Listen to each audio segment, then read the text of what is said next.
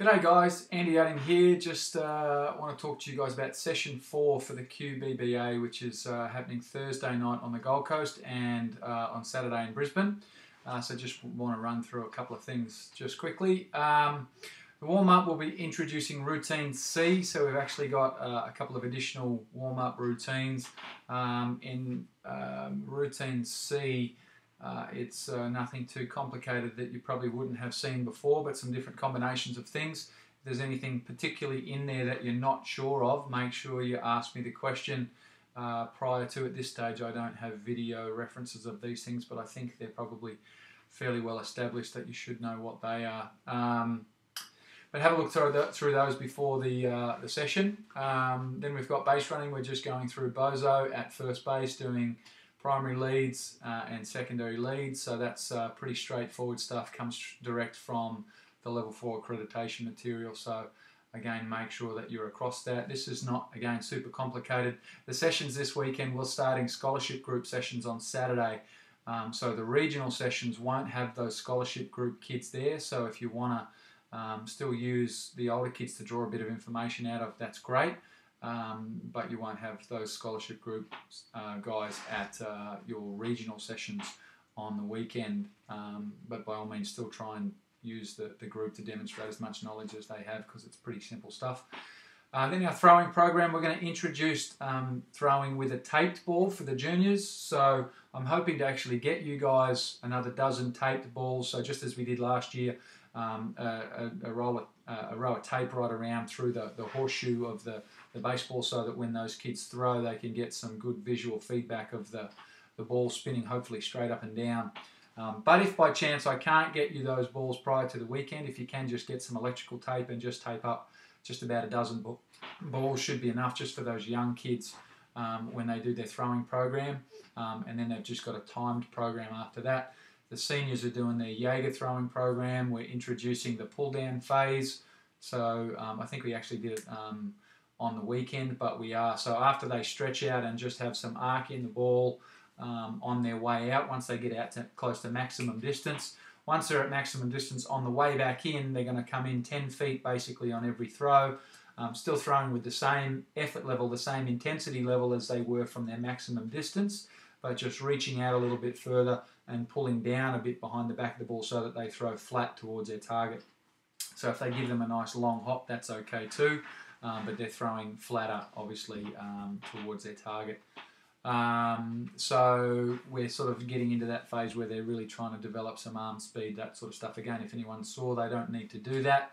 But those guys that feel good are welcome to. And again, they just come in 10 feet at a time. At the end, they will still go through and do their 20 throws and their touch and feel. But the actual throwing program for both groups goes for 14 minutes this week, so keep track of that, thank you.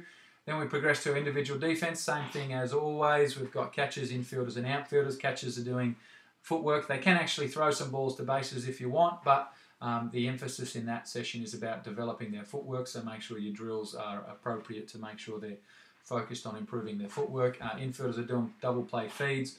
Again, there's lots of different double play feeds. The routine ball at the shortstop, the ball to his left, the ball to his right, and then the same combinations from second base. I wouldn't suggest explaining all of those in one hit. I would strongly suggest go through it very quickly on the routine ball from shortstop, and then give them a couple of minutes to practice it, and then introduce the next stage, maybe a ball to their left and that stiff arm underhand feed, and then the ball to their right, and or the backhand play, and then again give them a couple of minutes of practice time to practice all of those skills in between your little chunks of instruction. That would be great.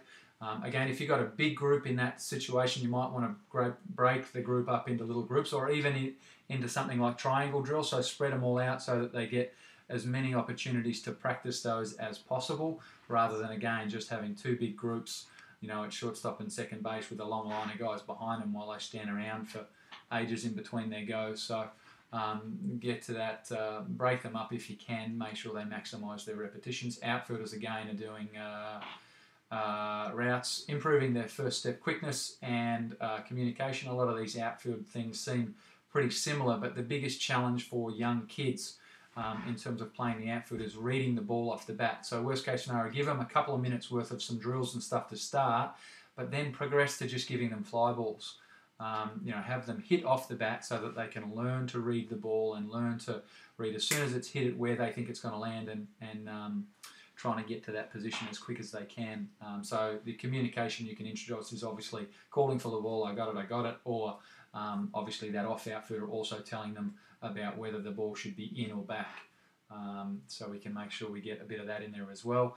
The hitting stuff, once we get to the hitting again, we're still continuing with our T drill.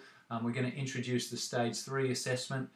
Make sure that individuals, though, they need to go through and successfully achieve level 1, level 2 before they get to level 3. We can talk about the level 3 assessment, and that's now hitting to target, so moving the ball inside and outside of the plate a little bit. Again, we're going to set up cones now where a routine right fielder would play centre fielder and left fielder, and then use those as targets to help make sure the guys are always lined up towards the pitcher in centre field, but they just change their position in relation to the tee to adjust their contact point to change where they hit the ball, whether they hit the ball to right field, centre field or left field. Again, I normally talk about hitting to the quadrants, the quadrant between the right field foul line and the right fielder, the right fielder and the centre fielder and the left fielder, and the left fielder and the left field line, hitting to those quadrants. But again, with the format of the way we've got guys set up in this T drill, hitting down the base paths, probably don't want to have guys trying to aim for the lines at all, because if they shank one, they potentially have the opportunity to kill someone within their group. So we need to make sure that we limit that to, at worst case scenario, aiming for the cones in right and left field. So again, make sure that they pass each stage of that before they progress to the next stage of that, and then the conditioning is just a little flexibility session. So with this email, you'll get a long list of stretches and stuff that you can do, and on the actual session plan, it just has muscle groups that I want you to specifically target. So you can pick one stretch out of each of those things each day, and again, change those up as much as you can. We will have flexibility sessions as part of our rotation within the conditioning part of the session. So make sure in that session you've got a slightly different stretch for each of those muscle groups each week. But the stretching program that we will give you has got lots of options for you. So make sure you go through and have a look at that. Again, make sure you refer to the references on the session plan, and have a look at those before you actually make it out to the session. If there's any questions, make sure you give me a buzz in advance, and happy to help you with anything that you need. In the meantime, go get them, and we'll catch you on the weekend. Thanks.